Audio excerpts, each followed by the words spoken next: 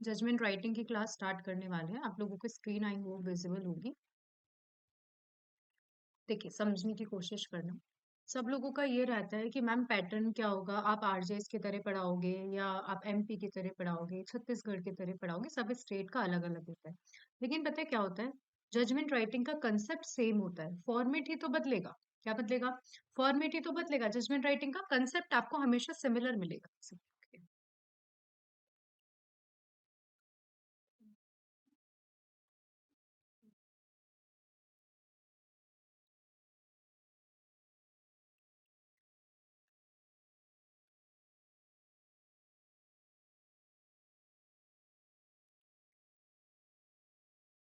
हम्म, देखिए, सारे स्टेट में वही लॉज है, वही सीपीसी है, वही बीएनएसएस है, वही भारतीय न्याय संहिता है। आप लोगों का जस्ट फॉर्मेट चेंज होता है, प्रोसीजर हमेशा हर का सेम ही रहेगा। यदि किसी ने मर्डर का ऑफेंस किया है तो उस पे जो भी बीएनएस का सेक्शन है 100, 101 यही लगेगा। ऐसा तो नहीं है कि आपका कुछ सेक्शन चेंज हो जाएगा।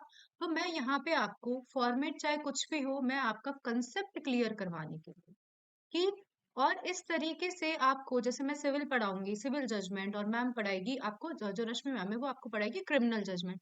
मैं आपको जैसे मान लीजिए कम से कम 20 से 30 पॉइंट ऐसे याद करवा दूंगी कि जो आपके हर जुडिशरी में आप हर ऑर्डर राइटिंग का आंसर लिख सकते हो। अभी मेरी मेंस की कॉपी आई नहीं है आरजेएस मेंस की, लेकिन अभी भी क्या हुआ था, जैसे जो पढ़ के गए थे वैसे का वैसा सिमिलर सा क्वेश्चन, बहुत सारे बच्चों को भी सिमिलर लगा होगा, सिमिलर सा क्वेश्चन उठ के आया और हम लोग उस पॉइंट्स को, उन कॉन्सेप्ट्स को क्लियर करके गए थे। तो ऐसे 20 से 30 तो चलो बहुत ज्यादा बोल रही हूँ, मैक्सिमम 20 पॉइंट्स ऐसे हैं जो आप हर जजमेंट राइटिंग में, जैसे हर जजमेंट राइटिंग में किसी में आप 5 लिखे आओ, 6 लिखे आओ, जब आप इश्यूज फ्रेम करते हो तो आपको सारी चीजें, जैसे प्री पॉन्डरेंस का रूल आपको लिखना है, तो ये सारी चीजें मैं आपको कंसेप्ट वाइज क्लियर करवा दूंगी। ठीक है, 2 दिन की क्लास होगी, डेमो क्लास। मैक्सिमम क्लासेस जो आपकी जाएगी 15 to 20 डेज की जाएगी। ठीक है, इसके अंदर हम आपको issue framing, judgment issue framing, civil judgment, charge framing और क्रिमिनल जजमेंट, और सिविल के ऑर्डर्स भी आते हैं। मतलब थोड़ा सा मुझे एक्स्ट्रा ऑर्डिनरी मेहनत करनी पड़ेगी, सिविल में ऑर्डर्स भी आते हैं। ठीक है, और दूसरी बात कि यदि आपको सही लगे तो 2 दिन बाद आराम से आप क्या कर सकते हो, ज्वाइन कर सकते हो। आ जाइए, स्टार्ट करते हैं सिविल जजमेंट राइटिंग का सबसे पहला पार्ट, इशू। कोई बता सकता है इशू क्या होता है? बहुत सारे बच्चे होंगे, सिविल की क्लास ली होगी उन्होंने मुझसे। इशू क्या होते हैं, कोई हैंड रेज करिए और बताइए। मैम पार्टीज के बीच में जो डिस्प्यूट अराइज होते हैं। उन्हें इश्यूज कहते हैं भाई। जैसे वही अगेन सेम टू सेम चीजें, कि मेरा नाम पारुल है, प्लेंटिव बोल रहा है कि इसका नाम वो पारुल है, और स्क्रीन शो बात, नहीं हो रहा है। क्या बोल रहे हैं, स्क्रीन इस- शो नहीं हो रहा है? जी सबको मैम। स्क्रीन दिख रही है? यस मैम सबको दिख रही है। स्क्रीन विजिबल है? मैम आपको एक बार क्विट होकर यस मैम। वापस एंटर करना पड़ेगा। ठीक है, जी तो मैंने क्या कहा आपको कि इश्यूज हम क्या करते हैं, हम सिविल में सबसे पहले क्या होते हैं, आप सभी को आई होप समझ थोड़ा बिल्कुल हम छोटे बच्चे जैसा पढ़ेंगे, जैसे मैं मानती हूँ कि आपको कुछ नहीं आता है, कुछ नहीं आता है। सिविल में क्या फ्रेम होते हैं, इश्यू फ्रेम होते हैं। और क्रिमिनल में क्या फ्रेम होते हैं, कोई बताएगा? क्रिमिनल में क्या चार्ज फ्रेम होता होते है, हैं? Charge charge frame. फ्रेमिंग। ठीक है, तो देखिए, जैसे इश्यू फ्रेम हो जाते हैं, जैसे सिविल में इश्यू फ्रेम हो जाते हैं तो ट्रायल स्टार्ट हो जाता है, और क्रिमिनल में चार्ज फ्रेम हो जाते हैं तो ट्रायल स्टार्ट। भाई है क्या ये इशू, है क्या ये चार्ज? तो क्रिमिनल का तो चलो मैम समझा देगी। इशू क्या होता है, मैं बोल रही हूँ कि मतलब प्लेंटिव बोल रहा है कि सामने वाली पार्टी का नाम पारुल जैन है। सामने वाली पार्टी भी एडमिट कर रही है कि मेरा नाम पारुल जैन है। तो क्या यहाँ पे इशू रेज हुए? क्या नहीं, ये इशू का पॉइंट नहीं बनेगा। कभी भी आप सिविल जजमेंट लिखोगे तो आपको ये देखना है दोनों के बीच में वेरियांस किस पे है, दोनों के बीच में वेरियांस किस पे, किस चीज पर पार्टी वेरियांस में है। आप जब लिखते हो ना इशू को, जनरल लैंग्वेज में ये बोलते हैं party at which point is at variance, मतलब at which point party is at variance. तो देखिए, आप जब ऑर्डर 14 देखते हो सिविल प्रोसीजर कोड का, छोटा छोटा चीजें मैं आपको बता दूंगी। मैं मानती हूँ चलो सीपीसी भी नहीं पढ़ा, तो सीपीसी का ऑर्डर 14 किसकी बात करता है, इश्यूज की बात करता है, फ्रेमिंग ऑफ इशू। तो देखना, बिल्कुल ध्यान से पढ़ना कि when one party affirms any material preposition of law or fact and other party denies, then issue arises. अब बात हुई, मैंने क्या कहा कि material preposition of law and fact, कि material preposition of law and fact पे एक पार्टी तो बोल रही है हाँ और दूसरी पार्टी उस चीज को मना कर रही है, तब क्या होते हैं, इश्यू अराइज होते हैं। तब क्या होते हैं, इश्यू अराइज। यहाँ क्वेश्चन होता है कि what are material propositions of law and fact. तो देखिए क्या होते हैं मटेरियल प्रिपोजिशन, जिस पर प्लेंटिफ, यहाँ पे आपका ऑर्डर 14 में कंप्लीट हो जाएगा, जिस पर प्लेंटिफ बोलता है कि मेरा अधिकार है राइट टू स्यू करने का, और जिस पर डिफेंडेंट बोलता है कि मेरा अधिकार है डिफेंस लेने का। प्लेंटिव वो होता है जो सूट लगाता है, डिफेंडेंट वो होता है जो सूट को डिफेंड करता है।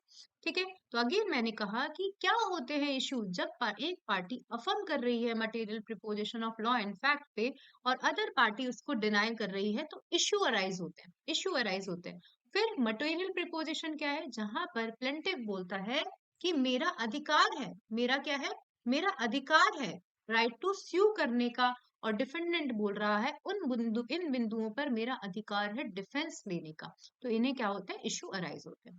ठीक है, ये वाला पैराग्राफ आपको अभी समझ में नहीं आएगा, इसको अभी हम छोड़ देते हैं, लास्ट में समझ आएंगे। देखो इशू कैसे कैसे होंगे, आप खुद सोचिए, मान लीजिए आप एक जज है, तो कैसे कैसे आप इशू रेज करोगे, यदि सामने स्क्रीन को देखे भी नहीं तो हम इशू कैसे, हमने क्या देखा, सबसे पहले हम क्या देखेंगे, प्लेन देखेंगे व्यक्ति का। ठीक है, कि प्लेंट में क्या लिखा हुआ है, फिर हम देखेंगे कि रिटर्न स्टेटमेंट, मतलब कुल मिलाकर हम क्या देखेंगे, प्लीडिंग्स देखेंगे, प्लीडिंग्स देखेंगे कि प्लीडिंग्स में लिखा क्या है। दूसरा आप क्या देखोगे, जब हम ऑर्डर 10, कॉज मैं मानती हूँ आप जजमेंट राइटिंग पढ़ रहे हो तो सिविल के बारे में थोड़ी थोड़ी नॉलेज तो होगी। ऑर्डर 10 रूल 2, ऑर्डर 10 रूल 2 को जब हम देखते हैं, वहां पे क्या होता है, पार्टीज का एग्जामिनेशन होता है। ऑर्डर 10 का रूल 1 है कि कोर्ट सबसे पहले ये देखता है, क्या देखता है कोर्ट सबसे पहले, कि किन इश्यूज पे, मतलब किन पॉइंट्स पे पार्टीज किन पॉइंट्स को एडमिट कर रही है और किन पॉइंट्स को डिनाई कर रही है। और रूल नंबर 2 में क्या लिखा हुआ है कि ओथ पर पार्टीज का शैल, ठीक है, शैल फर्स्ट हियरिंग में और सब्सिक्वेंट हियरिंग में मे एग्जामिन कर सकती है। ठीक है, तो यही लिखा हुआ है। तो आपने क्या कहा, सबसे पहले आपने देखा प्लेंट, सबसे पहले क्या देखा, प्लेंट, फिर देखा रिटन स्टेटमेंट, फिर हमने क्या देखा, क्या करा हमने, एग्जामिनेशन ऑफ पार्टीज करा, करते हैं एग्जामिनेशन ऑफ पार्टी।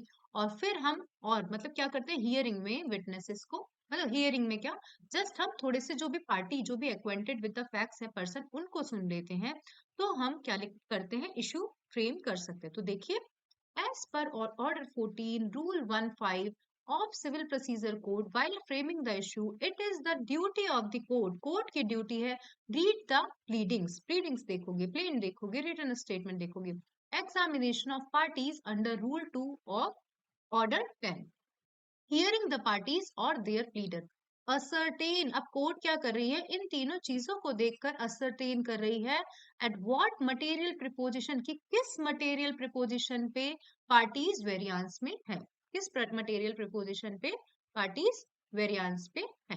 देन अब आ जाइए, हम्म, ठीक है, एक बार हैंड रेज करो, समझ में आया क्या, सिंपल सा, जस्ट मैंने एक लाइन बोली है कि किस मटेरियल प्रिपोजिशन पे पार्टीज वेरियांस पे है, और व्हाट आर मटेरियल प्रिपोजिशन, जिसपे प्लेंटिव बताता है कि मेरा राइट टू स्यू है और डिफेंडेंट बताता है कि मेरा राइट टू डिफेंस है। तो आप देखोगे जब आप जिंदगी में आगे बढ़ोगे, सीपीसी पढ़ोगे, तो आपको चीजें दिखेगी कि इशू कितने तरीके के होते हैं, इशू कितने तरीके के होते हैं, एक होता है इशू ऑफ फैक्ट्स और एक होता है इशू ऑफ लॉ। किसी को थोड़ी बहुत जानकारी है इशू ऑफ फैक्ट्स और इशू ऑफ लॉ के बारे में, कोई भी बताइए, थोड़ी सी चीजें, थोड़ा सा, बिल्कुल नाम से ही पता चल रहा है, नहीं भी जानकारी तो आप जनरल इंटरप्रिटेशन देखो, इशू ऑफ फैक्ट और इशू ऑफ लॉ क्या होते हैं, देखिए, समझे, बिल्कुल फैक्ट समझे। हाँ बताइए, issue of fact fact, hmm, fact include physical and psychological और बताइए, इशू ऑफ लॉ, देखिए इट बिल्कुल, हाँ बताइए ma'am. Sorry ma'am you can continue ma'am okay, देखिए समझिए, इशू ऑफ फैक्ट, जैसे अगेन मैं बोल रही हूँ कि ये पानी की बोतल रेड है, क्या है, ये पानी की बोतल रेड है, अब सामने वाला बंदा बोल रहा है कि नहीं ये पानी की बोतल ब्लैक है, ठीक है, क्या है? ब्लैक है। या मैं बोल रही हूँ ये अलमीरा यहाँ पे सिचुएट